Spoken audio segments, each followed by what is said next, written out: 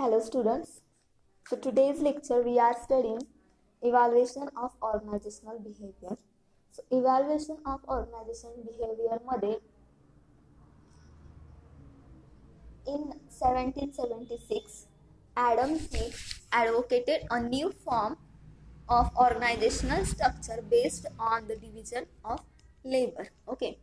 यामध्ये काय सांगितलंय की 1776 साली ज्या वेळेला ऑर्गनायझेशन बिहेवियर हे इंट्रोड्यूस झालं, ऑर्गनायझेशन बिहेवियरची सुरुवात झाली, त्यावेळेला Adam Smith, management thinker Adam Smith यांनी काय केलं तर एक नवीन फॉर्म ऑर्गनायझेशन स्ट्रक्चरमध्ये एक नवीन फॉर्म आणला, एक नवीन कन्सेप्ट इंट्रोड्यूस केली, एक नवीन फॉर्म आणला ऑर्गनायझेशन स्ट्रक्चरमध्ये, तो म्हणजे division of labour.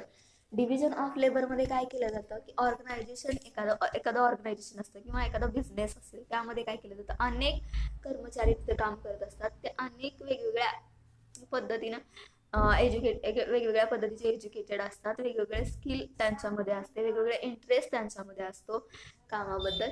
So division of labour म्हणजे कामगार विभागणी करणे किंवा कामगारांच्या कामाची विभागणी करणे.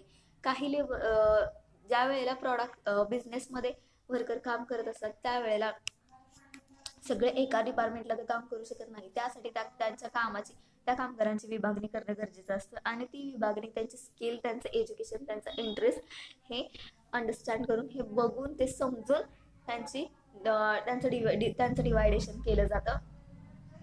त्यामध्ये काय बघितलं जातं की काही कर्मचारी असतात की ते मार्केटिंग अतिशय छान पद्धतीने करतात. ओके, तसं ते मार्केटिंग डिपार्टमेंटला काम करत असतात. काही कर्मचारी असे असतात की ते पॅकेजिंग खूप छान पद्धतीने करतात प्रॉडक्टची. ते पॅकेजिंग छान पद्धतीने करत असतात म्हणून ते प्रोडक्शन डिपार्टमेंटला असतात, त्या प्रोडक्शन पॅकेजिंग लाईनवरती काम करत असतात. किंवा काही कर्मचारी असे असतात की प्रॉडक्ट पॉलिशिंग खूप छान पद्धतीने त्यांना येत असतं, सो ते त्या लाईनवरती काम करत असतात.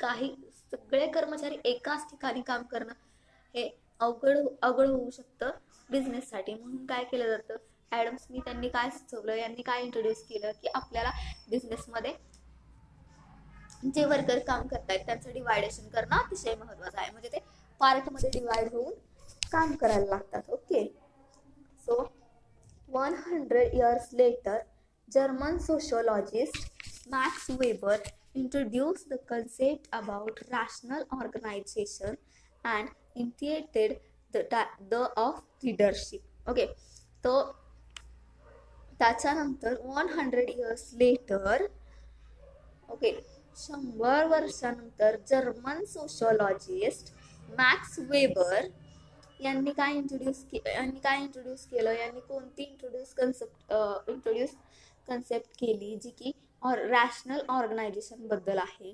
तेव्हापासून कोणत्या कन्सेप्टची सुरुवात झाली ती म्हणजे leadership. Okay, German sociologist Max Weber यांनी मॅनेजमेंटमध्ये लीडरशिप हे कन्सेप्ट इंट्रोड्यूस केली. सो लीडरशिपमध्ये कोणताही बिझनेसमन असो त्याने कशा पद्धतीने लीड केलं पाहिजे, त्याचे टाइप्स कोणते असले पाहिजे, लिडरशिपचे कोणतेच टाइप्स असले पाहिजेत, लिडरशिपच्या स्किल काय असलं पाहिजे, एखादा ऑर्गनायझेशनला लीड करत असेल तर त्याचे स्किल कोणते असले पाहिजेत. ओके, लिडरशिप करणारा जो लीडर असेल त्याच्यामध्ये कोणत्या लिडरशिप स्किल असणं गरजेचं आहे हे इंट्रोड्यूस केलं कुणी, जर्मन सोशोलॉजिस्ट मॅक्स वेबर यांनी ऑर्गनायझेशन बिहेवियरच्या हिस्ट्रीमध्ये. Then the origin to the study of organisational behavior can track its roots back to Max Weber. Okay, and earlier organizational study, it is generally considered to have begun as an academic discipline with the advent of scientific management. Scientific मॅनेजमेंटमध्ये किंवा मॅनेजमेंटमध्ये जे वर्कर्समध्ये असणारी जे कामामध्ये आपली discipline कशा पद्धतीने असली पाहिजे याची सुरुवात हे मॅक्स वेबर यांनीच केली. मॅनेजमेंटमध्ये डिसिप्लिनला अतिशय महत्त्व दिलेलं आहे. मॅक्स वेबर यांनी, हेनरी फेऑल यांनी डिसिप्लिनला अतिशय महत्त्व दिलेलं आहे त्यांनी. Then in the 1890s, okay, 1890s मध्ये 1890s with Taylorism representing the peak of the movement. Okay, 1890s मध्ये टेलरिझम यांनी रिप्रेझेंट केले.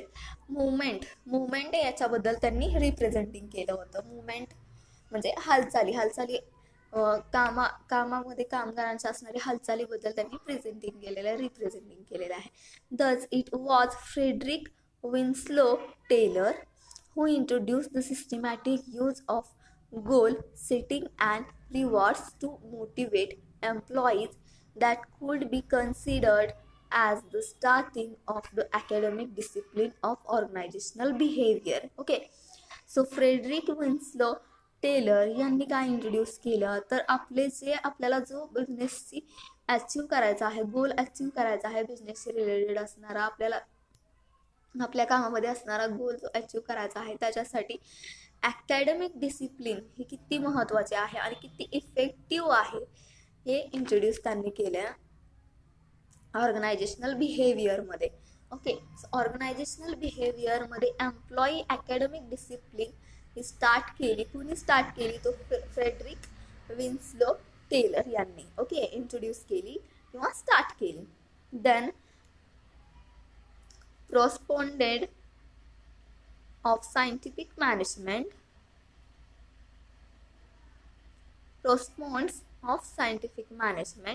hide that rationalizing the organization with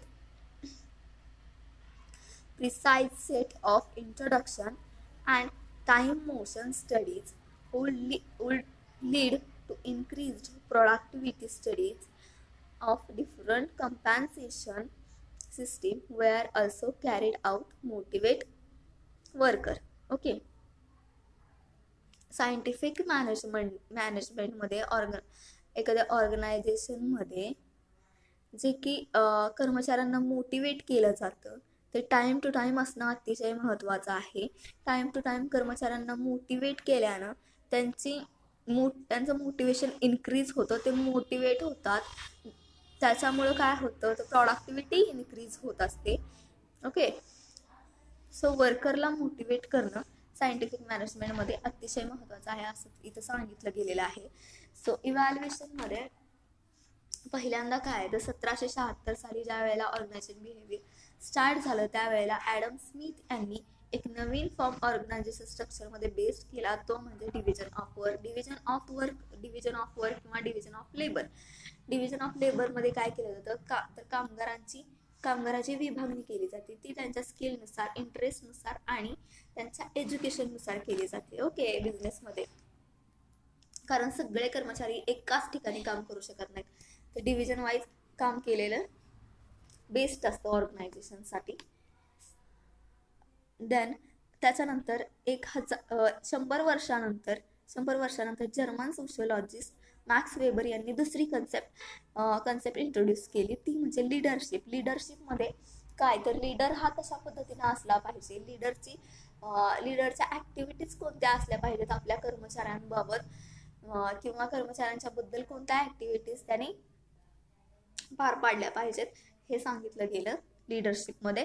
लिडरशिपमध्ये जो लीडर असेल त्याच्याकडे कोणत्या स्किल असणं गरजेचं आहे. लिडरशिपची सुरुवात त्यांनी केली. कोणी केली तर जर्मन सोशिओलॉजिस्ट मॅक्स वेबर यांनी लिडरशिप इंट्रोड्यूस केलं. ॲडम स्मिथ यांनी डिव्हिजन ऑफ लेबर हे इंट्रोड्यूस केलं.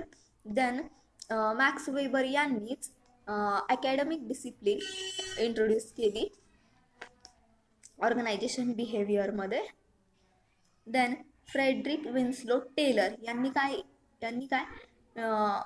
इंट्रोड्यूस केलं तर यांनी सुद्धा अकॅडमिक डिसिप्लिनलाच जास्तीत जास्त महत्त्व त्याला दिलं. आणि दुसरं महत्त्व म्हणजे त्यांनी मोटिवेशनला त्यांनी दुसरं इम्पॉर्टन्स दिलं. सो फ्रेडरिक विन्स्लो टेलर यांनी काय इंट्रोड्यूस केलं तर मुवमेंट इंट्रोड्यूस केल्या. कर्मचाऱ्याच्या मुवमेंट त्यांनी इंट्रोड्यूस केल्या, हे लक्षात ठेवा. त्यांनी मोटिवेशनला सुद्धा महत्त्व दिलेलं आहे आणि त्यांनी अकॅडमिक डिसिप्लिनला सुद्धा महत्त्व दिलेलं आहे. परंतु त्यांनी जर काय इंट्रोड्यूस केले हा जर प्रश्न विचारला गेला तर ते लक्षात असलं पाहिजे. त्यांनी काय इंट्रोड्यूस केलं तर त्यांनी मुवमेंट, ज्या एम्प्लॉई मुवमेंट असतील त्या इंट्रोड्यूस केल्या.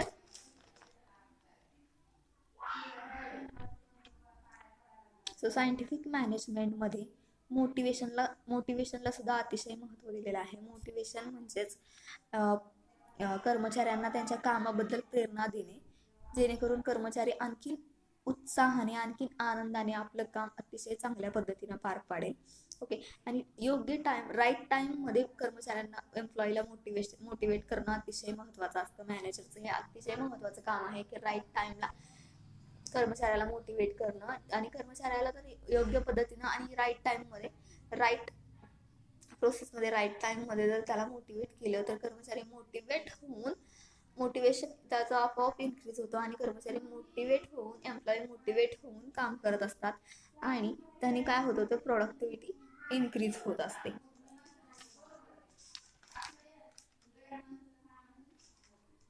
देन त्याच्यानंतर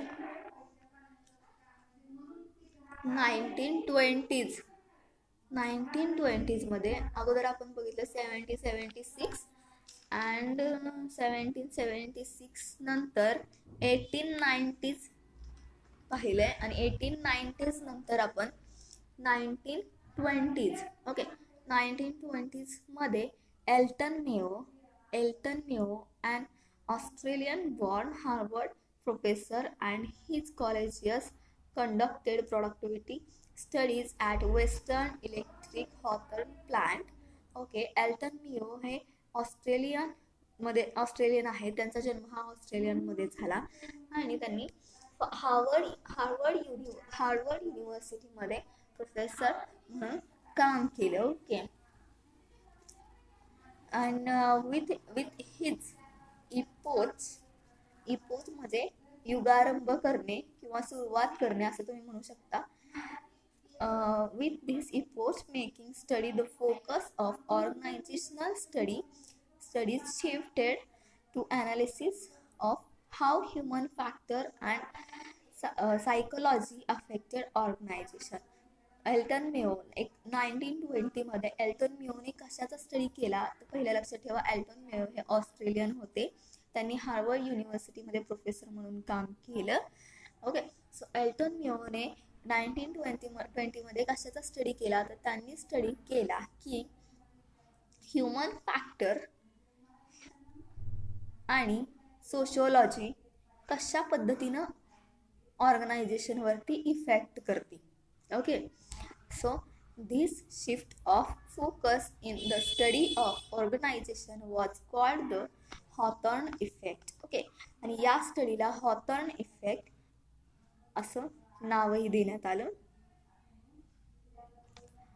ओके. तर एल्टन मेयोने काय केलं तर एल्टन मेयोने स्टडी केला. कशाचा स्टडी केला?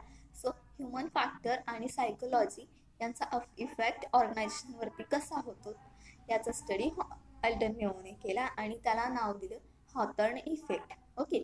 So the human relation movement focused on team motivation and the actualization of goal of individual within an organization. Okay.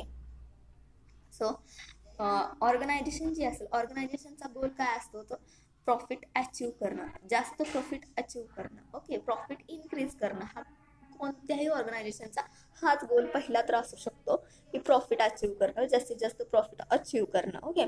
So त्यामध्ये ह्युमन रिलेशन मुवमेंट कशावरती फोकस करत असतात तो बिझनेसमध्ये टीममध्ये, मोटिवेशनमध्ये and actualization of goal of individual within a organisation. Okay. याचा study Hawthorne experiment किंवा हॉथॉर्न इफेक्टमध्ये केला जातो. Then studies conducted by prominent scholar like Chester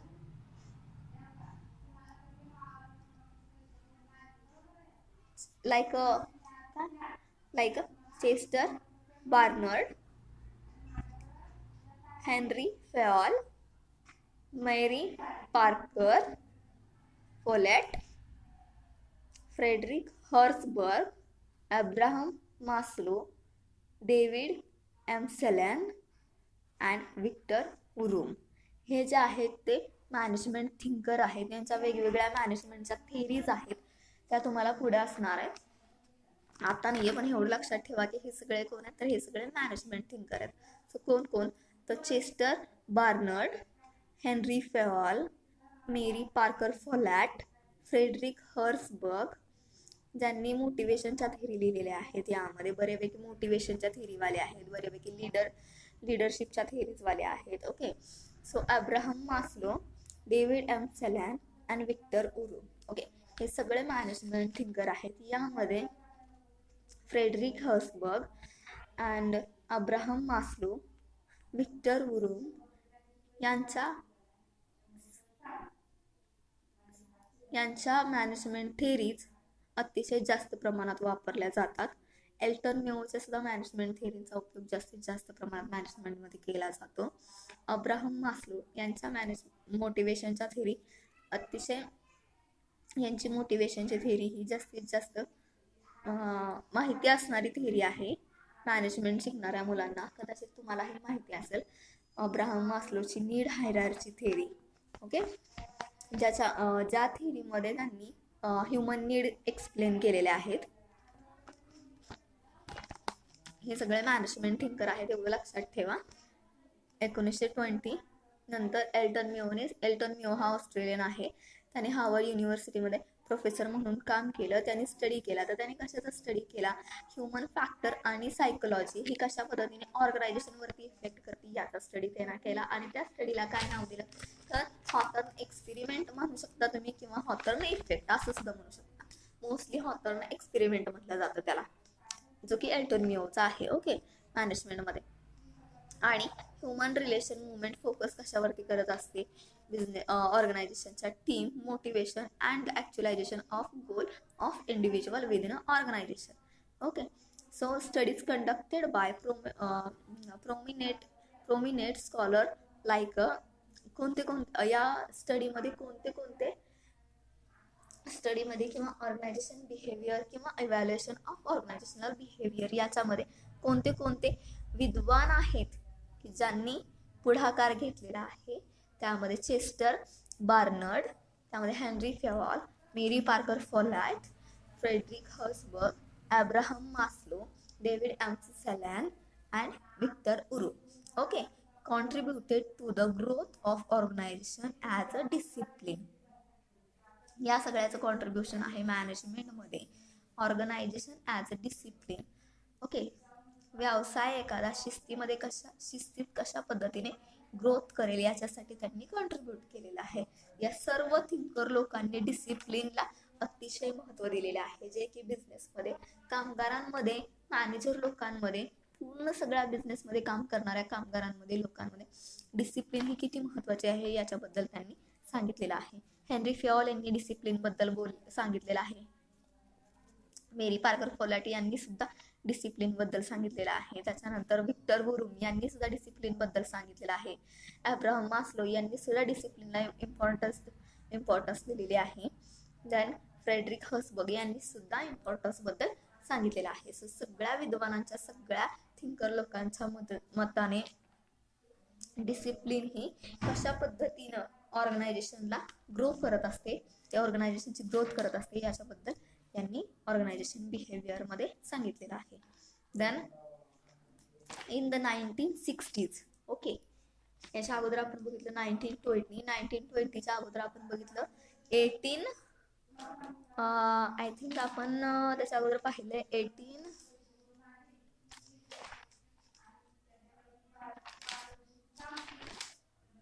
1890 पाहिलंय. सगळ्यात अगोदर आपण पाहिलंय 1776. लक्षात ठेवा, 1776 अगोदर आपण 1776 अभ्यासलं. त्याच्यानंतर 1890 इन शॉर्ट मध्ये तुम्हाला सांगितलं जातं हे सगळं. टोटल जर हिस्ट्री पाहायची म्हटली तर त्याला पूर्ण तुमची सेमिस्टर सुद्धा पुरणार नाही, तेवढा वेळ सुद्धा पुरणार नाही. इतकी मोठी हिस्ट्री आहे, आणि एवढी मोठी हिस्ट्री तुम्हाला एक्झाम मध्ये पण कोणी विचारणार नाही. विचारली तर सरळ 2 पॅसेजमध्ये लिहायची, जी की मी आता जशी इंट्रोड्यूस केली त्याच पद्धतीने. पहिल्यांदा आपण बघितले 1776 मधील, त्याच्यानंतर आपण बघितले 1890 मधील, आणि त्याच्यानंतर आपण पाहिले 1920, आणि त्याच्यानंतर आता आपण बघणार आहोत 1960. म्हणजे कशा पद्धतीने ऑर्गनायझेशन बिहेवियर हे इव्हॅल्युएट होत गेलंय, त्याचे कशा पद्धतीने डेव्हलप होत गेलंय. Okay, so in the 1960s and 1970s, the field was strongly influenced by social psychology, and the emphasis in academic study was quantitative research. Okay, so 1960 मध्ये आणि 1970 मध्ये काय केलं गेलं तर स्ट्रॉंगली सायकोलॉजीवरती स्टडी केला गेला, अकॅडमिक स्टडी केला गेला रिसर्चद्वारे. त्या रिसर्चमध्ये अँड explosion, okay, explosion असं explosion of the origin bounded rationality, informal organization, contingency theory, resource dependent institution theory, and population ecology theories have contributed to the study of organization. Okay, so 1960 आणि 1970 मध्ये social psychology याचा study करून काय केलं गेलं तर contingency theory, resources depend institution theory and population ecology theory याच्यामध्ये contribute केलं गेलं. ओके, जे की वरील सगळे विद्वान जे थिंकर्स, स्कॉलर्स, थिंकर्स सांगितले तुम्हाला त्यांनी. Okay, so I think in short मध्ये तुम्हाला ऑर्गनायझेशनल बिहेवियरचं इव्हॅल्युएशन सांगितलंय. इन शॉर्ट मध्ये तुम्हाला ते एक्सप्लेन केले. ओके, कारण डिटेलमध्ये जर एक्सप्लेन करायचं बोललं तर सेमिस्टर आपल्याला पुरणार नाही. सो एक्झाममध्ये जर हा क्वेश्चन विचारला, explain evaluation of organisation behavior, so introduction जे मी आत्ता सांगितलं ते 2 पॅसेजमध्ये लिहायचं, आणि evaluation of organisation behaviour in India जो की पुढचा पॉईंट असेल तुमचा, इन इंडियामध्ये त्याचं इव्हॅल्युएशन कशा पद्धतीने झालंय. ओके, सो ते तुम्हाला लिहावंच लागणार. त्याच्यामध्ये आपण बघणार आहोत introduction, evaluation of organisational behavior in India. त्याच्यामध्ये असे पॉईंट असतील तुम्हाला, त्यामध्ये वरती टायटल असेल organization, evaluation of organisation behaviour in India. Okay, so वरचा पॉईंट जो आहे तो स्लाइडमध्ये गेलाय, पण वरती जो पॉईंट आहे तो असा पॉईंट आहे की evaluation of organisation behaviour in India. So त्यामध्ये ह्या 4 स्टेजेसमध्ये इंडियामध्ये इव्हॅल्युएशन झालेलं आहे, जे की पहिले 1, 2, 3, 4 असे 4 पद्धतीचे स्टेजेस आहेत जे की वरती सांगितलेत, आणि त्याच्यानंतर 1, 2, 3, 4 अशा पद्धतीनं काही स्टेजेस आहेत जे की आपण एक्सप्लेन करणार आहोत. ओके, समजून घेणार आहोत. अतिशय सोप्या पद्धतीनं आहे, काहीही अवघड नाहीये. सो पहिली स्टेज तुम्हाला सांगितली आहे, increase in the scope of applied behavioural science. Increase in the scope of applied behavioural science, ABS. Okay, so दुसरा आहे relaxing of boundaries between behavioural science. Okay, so third is the psychodynamic process as the integrating force for behavioral science research and applications. चौथा point आहे action research. Okay, the above trend are briefly described as follows. Okay, so हे 4 stages आहेत. त्या स्टेजमध्ये organisation बिहेवियरचं इंडियामध्ये evaluation झालेलं आहे. Okay, हे 4 पॉईंट तुम्हाला महत्त्वाचे आहेत एक्झाममध्ये जर हा क्वेश्चन विचारला तर. आणि अगोदर तुम्हाला इंट्रोडक्शन इव्हॅल्युएशनचं लिहावं लागेल, ते तुम्ही 2-3 पॅसेजमध्ये लिहिलं तरी सफिशियंट आहे तुम्हाला. ओके, ते 2-3 पॅसेजमध्ये लिहायचं आणि directly evaluation of organisation behaviour in India म्हणायचं. इन इंडियाला अंडरलाईन करायची आणि पहिला पॉईंट टाकायचा तिथं, increase in the scope of applied behavioral science, ABS. Okay, त्याच्यामध्ये काय येणार आहे आता आपण बघूयात. Departments of applied psychology were established in Kolkata. आता कोलकाता बोललं जातं, अगोदर काय बोललं जायचं, अगोदर बोललं जायचं कलकत्ता. ओके, तुम्हाला माहितीच असेल. Department of applied psychology were established in Kolkata and later in other universities certain center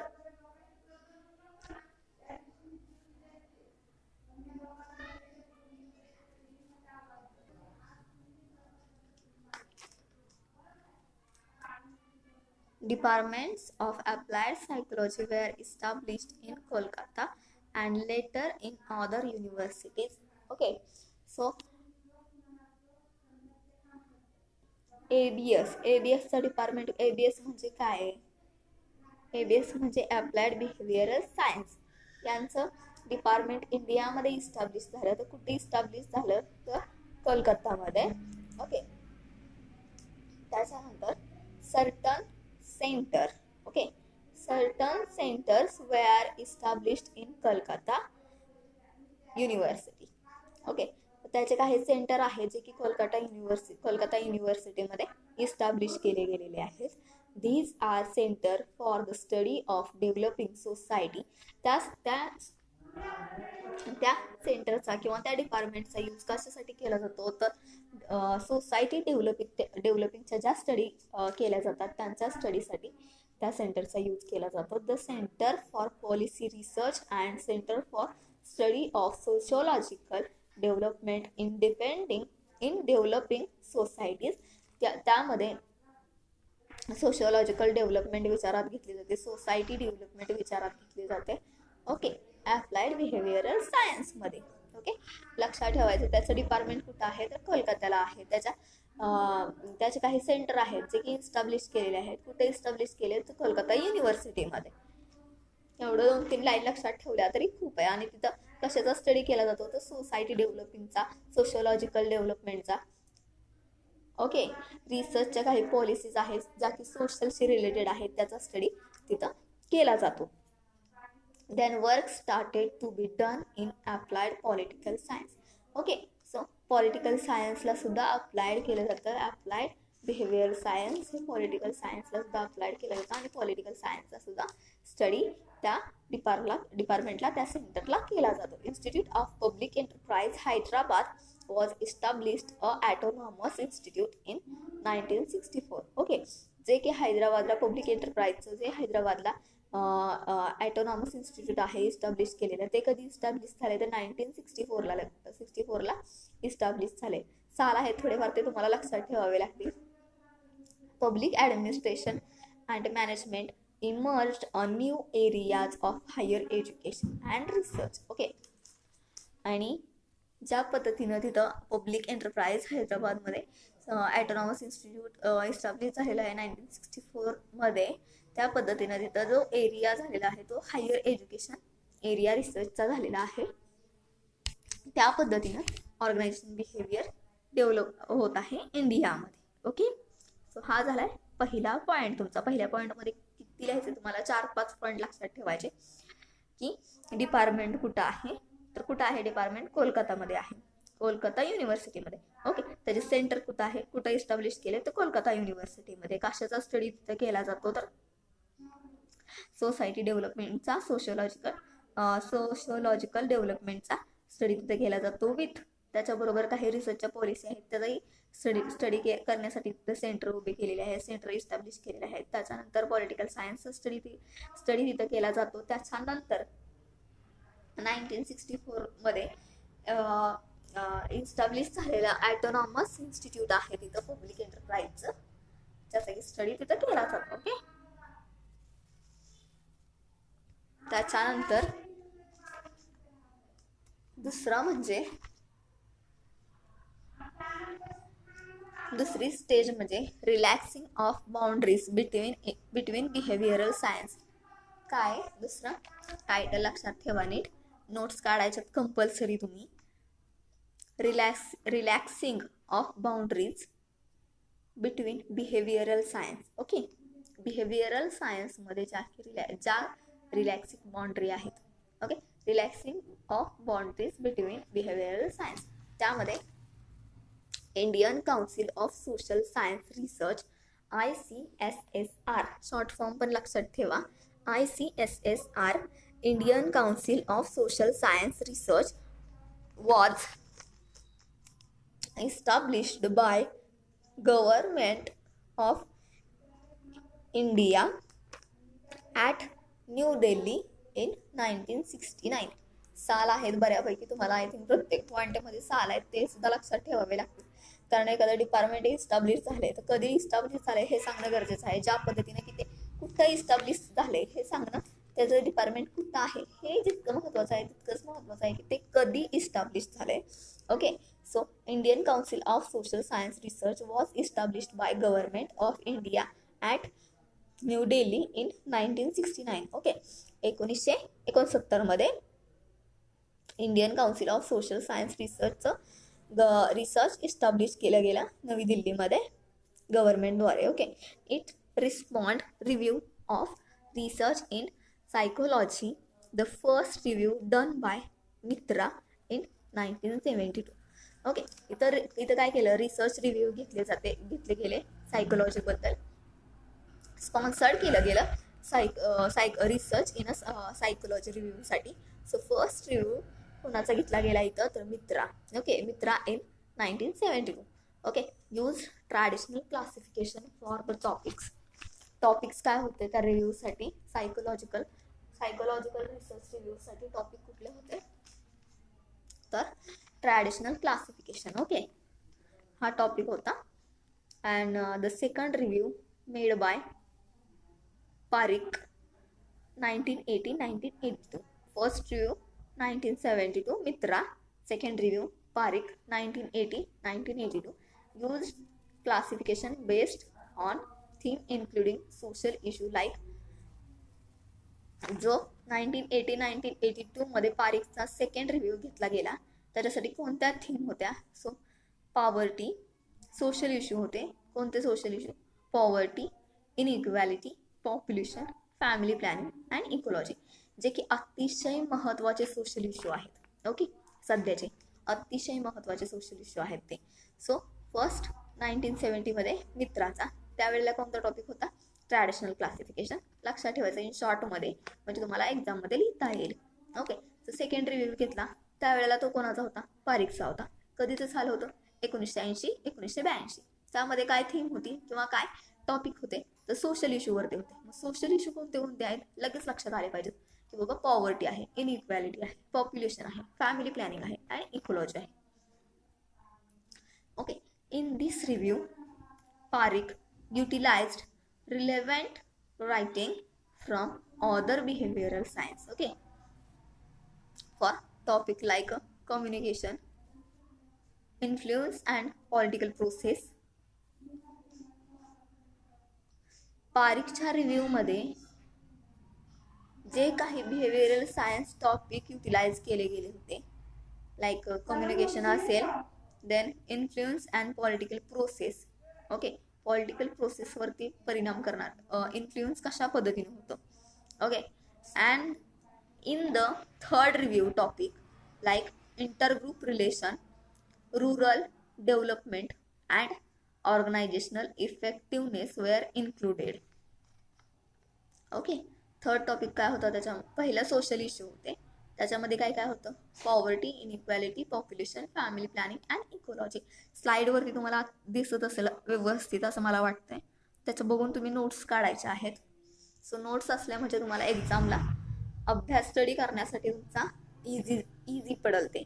okay, first रिव्ह्यूमध्ये पारिकच्या first थीममध्ये टॉपिकमध्ये काय काय इन्क्लूड केलं गेलं होतं तर सोशल इश्यू होते. त्यामध्ये कुठले कुठले, poverty, inequality, population, family planning and ecology.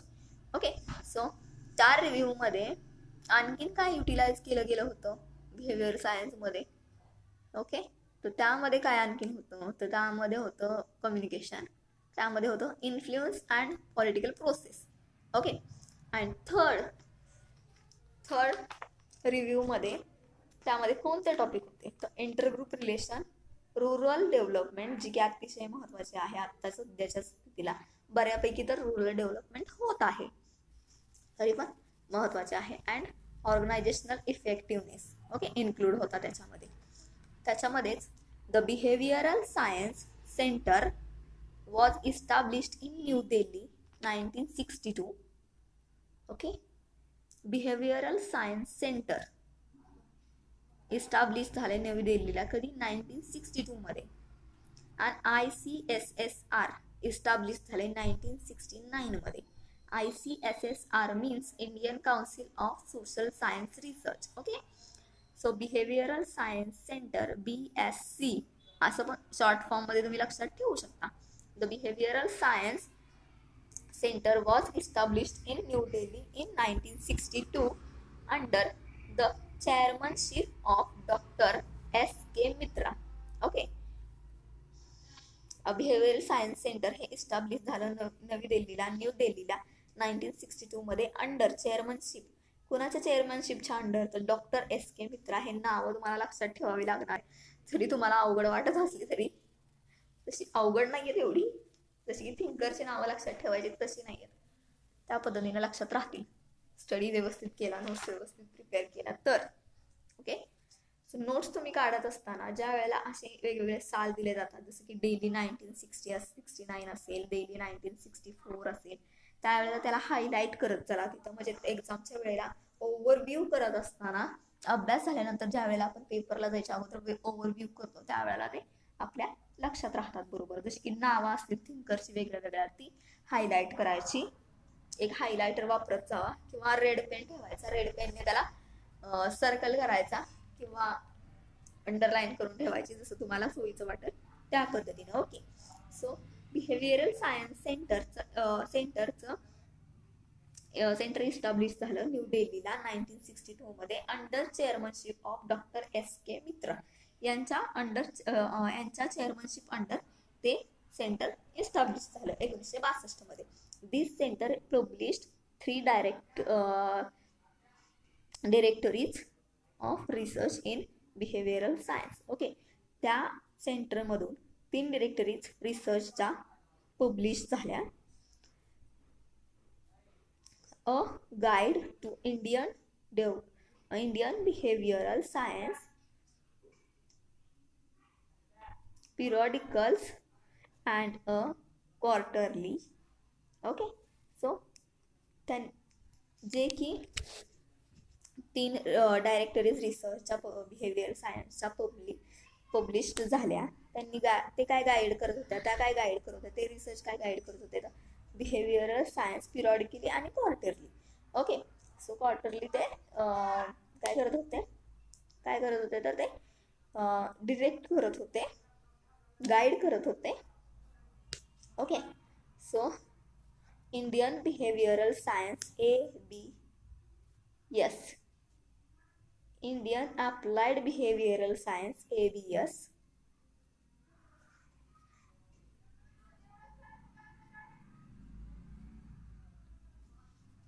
Indian behavioural science IBS होऊ शकतं किंवा Indian applied behavioural science IABS असं सुद्धा होऊ शकतं. तुम्हाला ज्या पद्धतीने लक्षात ठेवायचे तुम्ही त्या पद्धतीने लक्षात ठेवा. मी अगोदरच सांगितलं की हायलायटरचा किंवा रेड पेन, ब्लॅक पेन असा कलरफुल पेनचा यूज नोट्स काढताना करत जावा, तुम्ही करतही असाल. Abstract, when ICSSR started a publication of abstract of periodicals, the IBR, Indian Behavioral Science abstract, was discontinued. Okay,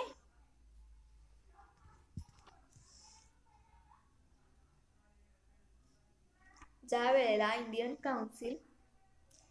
council of social science research याद्वारे research review घेतले जात होते, त्याच्यानंतर त्याच्या अगोदर बिहेवियरल सायन्स सेंटरद्वारे काही रिव्ह्यू घेतले जात होते. रिव्ह्यू ऐवजी त्यांच्याद्वारे काही रिसर्च 3 डायरेक्टरीज पब्लिश केल्या जात होत्या. त्या कशा असायच्या, कशा पब्लिक केल्या जायच्या, पिरियॉडिकली आणि क्वार्टरली. ओके. त्या इंडियन ICSSR मुळे काय व्हायला लागलं तर डिस्कंटिन्युटी व्हायला लागली. कशामध्ये? बिहेवियरल सायन्स सेंटर यांच्या पब्लिश झालेल्या 3 डायरेक्टरीज मध्ये डिस्कंटिन्युटी व्हायला लागली. एवढंच लक्षात ठेवा. पहिला पॅसेज जरी लक्षात ठेवला तुम्ही तरी खूप आहे. सेकंड पॅसेज मधील 2-3 लाईन लक्षात राहणं गरजेचं आहे. तुम्ही प्रॉपर नोट्स काढल्यानंतर तुमच्या लक्षात राहणार आहे. सो नोट्स प्रॉपर काढा. आता सध्या वेळ नाही आपल्याकडे तेवढा प्रत्येकाला नोट्स तयार करून देणे इतपत.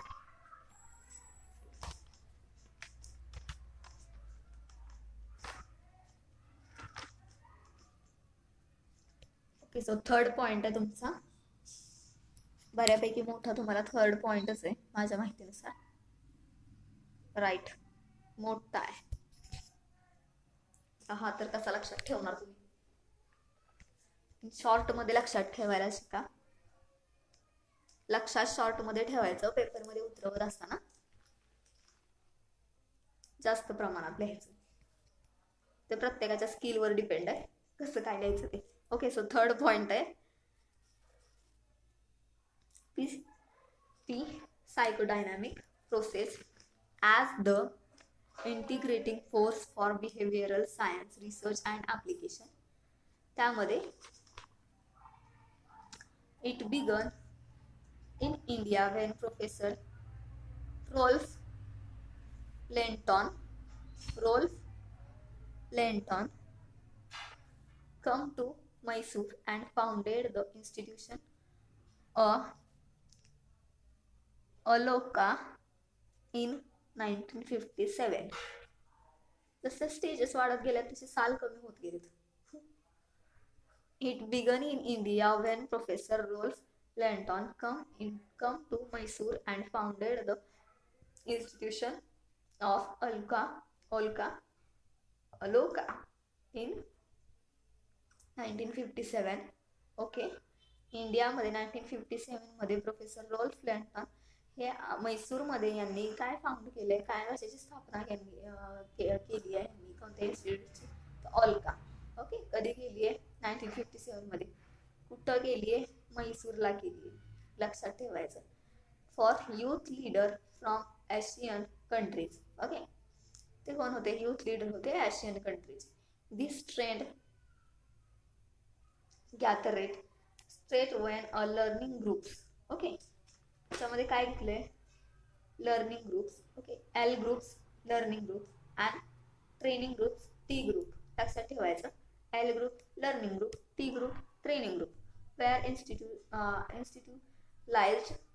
institutionalized. This was used as the core methodology to assist people to face interpersonal and group issue at a small industry extension training institution and early 60s.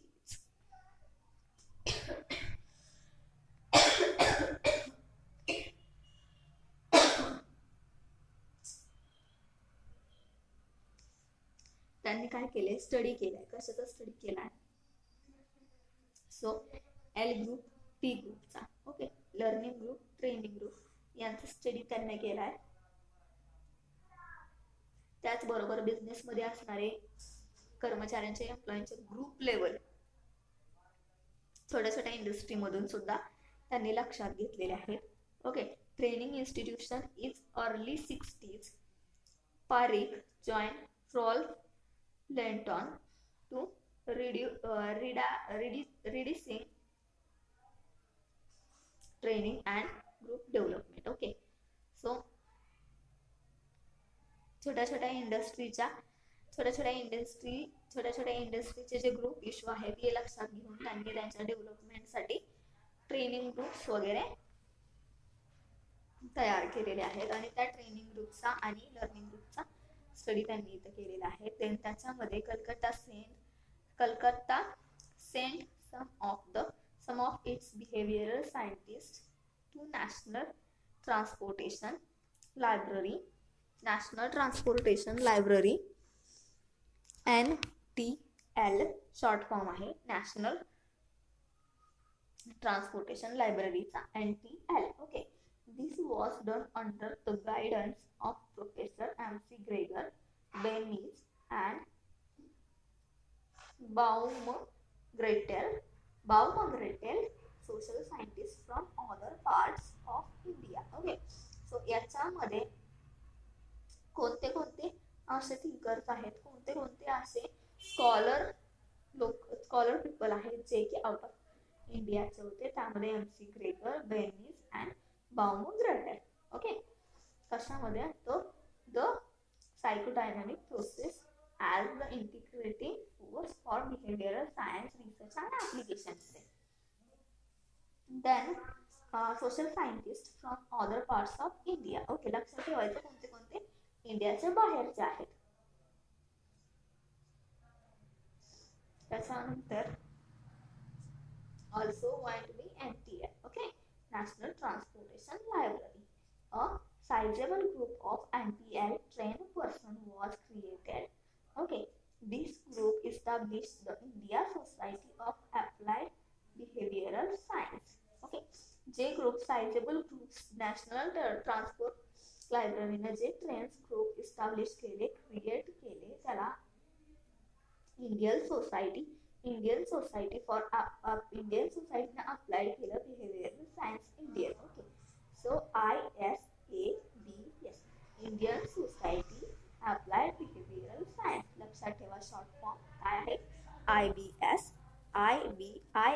ISAB short form आहे ISABS. त्याचा long form आहे Indian society applied behavioural science in 1971 साल आले इथे सुद्धा. So it is highly specialised professionalised group of ABS expert engaged in advancing its cause. It is involved in developing ABS applied behavioral science competence through India. In 1981, Dhami P. Sinha has prepared a detailed record of development of applied behavioral science in India. Okay, so जे की training group तयार केले गेले, त्याला applied केलं Indian applied behavioural science Indian सोसायटीनं त्याला applied केलं. ओके, देन त्याच्यानंतर 1981 मध्ये धामी P. सिन्हाने काय केलं तर अप्लाइड बिहेवियर सायन्स इंडियाचं डेव्हलपमेंट करण्यासाठी त्यांनी मदत केली. कशाला मदत केली तर जे की ग्रुप्स क्रिएट केले जात होते, L ग्रुप, T ग्रुप यांना. ओके, सो लक्षात ठेवा थर्ड पॉइंट सुद्धा काय दिलाय तुम्हाला. थर्ड पॉइंट मध्ये तुम्हाला काय सांगितलंय, प्रोफेसर रोल्फ लेंटॉन हे आले. कुठून आले, ते बाहेरचेच असणार आहेत. ते म्हैसूरमध्ये आले. म्हैसूरमध्ये त्यांनी इन्स्टिट्यूट फाउंड केलं. त्या इन्स्टिट्यूटचं नाव होतं अलोका. ते कधी फाउंड झालं, 1957 मध्ये. ते युथ लीडर होते एशियन कंट्रीचे.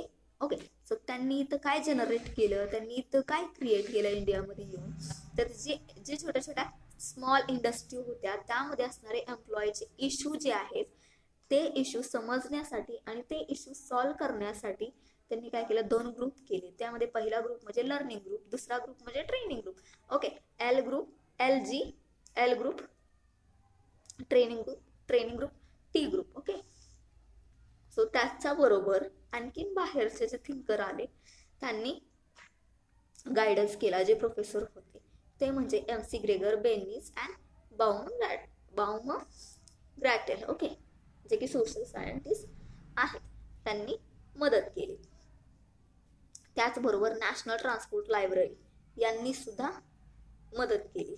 ओके, त्यामध्ये त्यांनी काय केलं, जे की पर्सनचे ग्रुप क्रिएट केले जात होते त्यांना आपलं इंडियन सोसायटीने आपलं बिहेवियरल सायन्स अप्लाइड करून टाकलं. ओके, त्याच्यानंतर त्यांना आणखीन डेव्हलप करण्यासाठी, ते ग्रुप आणखीन डेव्हलप करण्यासाठी 1981 मध्ये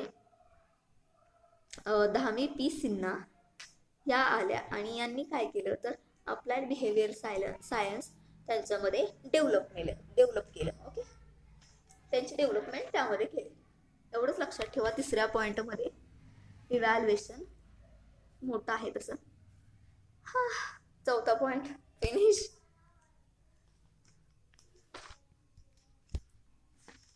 चौथा पॉइंट आहे ऍक्शन रिसर्च.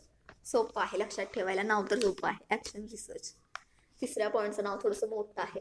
सो चौथा पॉइंट ऍक्शन रिसर्च. त्यामध्ये काय सांगितलं, action research began in India in community development. ओके, कम्युनिटी डेव्हलपमेंट वरती ऍक्शन रिसर्चची सुरुवात झाली कम्युनिटी डेव्हलपमेंट वरती. But it emerge strongly in education at the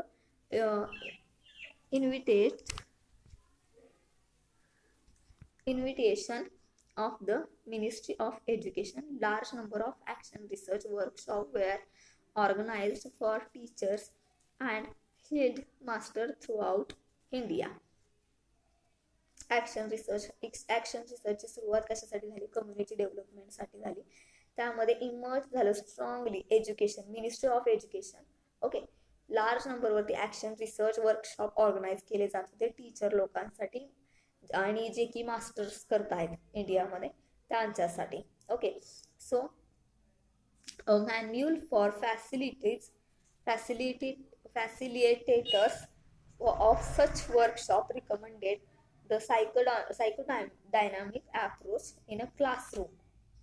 Okay, so T group training group were convinced in New Delhi in the 1950s and early 1960s. Okay, action research मध्ये काय आहे तर action रिसर्चची सुरुवात झाली कशासाठी झाली, कम्युनिटी डेव्हलपमेंटसाठी झाली. त्याच्यामध्ये कम्युनिटी डेव्हलपमेंट मध्ये काय झालं तर strongly education. Okay, ministry of education large नंबरमध्ये ऍक्शन रिसर्चचं वर्कशॉप त्यामध्ये ऑर्गनाईज करण्यात आलं. कोणासाठी, टीचर लोकांसाठी आणि जे की मास्टर्स करत आहेत त्यांच्यासाठी. ओके, आणि त्या फॅसिलिटीमध्ये, त्या वर्कशॉपच्या फॅसिलिटीमध्ये काय रिकमेंड करण्यात आलं तर सायकोडायनॅमिक अप्रोच हा क्लासरूममध्ये कशा पद्धतीने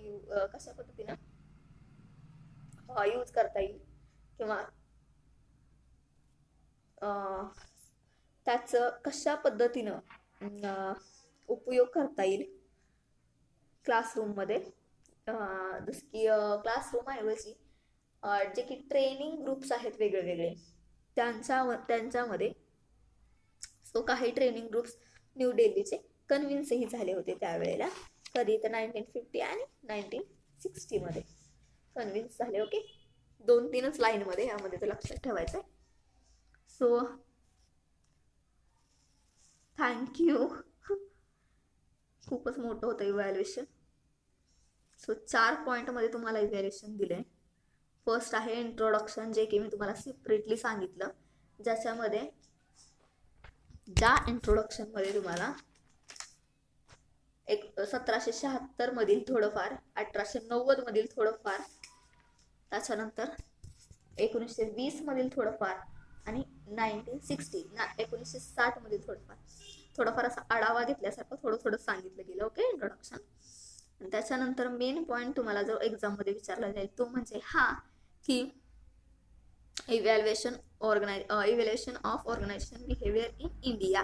जे 4 पॉईंट मध्ये तुम्हाला एक्सप्लेन करायचं आहे. पहिला point, increase in the scope of ABS applied behavioural science. Okay, त्याच्यानंतर relaxing of boundaries between behavioural science. Okay, then the psychodynamic process as an integrating force for behavioral science research and application. Okay, so 4 is action research. So 4ही point माझ्या माहितीनुसार तर मी explain केलेत. 4ही point तुम्हाला स्लाइडवर दिसतील. First point आहे. Okay, second point, third point आणि 4 पॉइंट. ओके, सो स्लाइडवर आहेत त्यामुळे तुम्हाला नोट्स काढायला काय अवघड जाणार नाही. याच पद्धतीनं तुम्ही नोट्स काढा, नोट्सचं प्रिपरेशन करा, जेणेकरून तुम्हाला स्टडी इझी जाईल. स्टडी करायला इझी गेलं, स्टडी व्यवस्थित चांगला प्रॉपर झाला तर तुम्हाला एक्झाममध्ये चांगले मार्क्स पडणार, नक्कीच गॅरंटेड पडणार. Okay, so thank you. नेक्स्ट लेक्चरला आपण दुसरा पॉईंट ऑर्गनायझेशन बिहेवियरचा बघूयात. ओके, सो तुम्हाला याच्यामध्ये काही प्रश्न जर असेल तर तुम्ही मला लेक्चर मी यूट्यूबला टाकणार आहे, कमेंट सेक्शनमध्ये सांगू शकता. आणि कमेंट सेक्शनमध्ये कंपल्सरी तुमचं नाव लिहा जे व्हिडिओ बघतायत. ओके, कंपल्सरी तुमचं नाव म्हणजे तुमच्या प्रेझेंटीसाठी ते मला बरं पडेल. सो तुमचा क्लास कोणता असेल, विवोकचा असेल, ANTचा किंवा FMSचा असेल, सो डिव्हिजन असतील तर डिव्हिजन किंवा क्लास आणि तुमचं फुल नेम मेन्शन करा तिथे कमेंट सेक्शनमध्ये. Okay, so thank you, bye.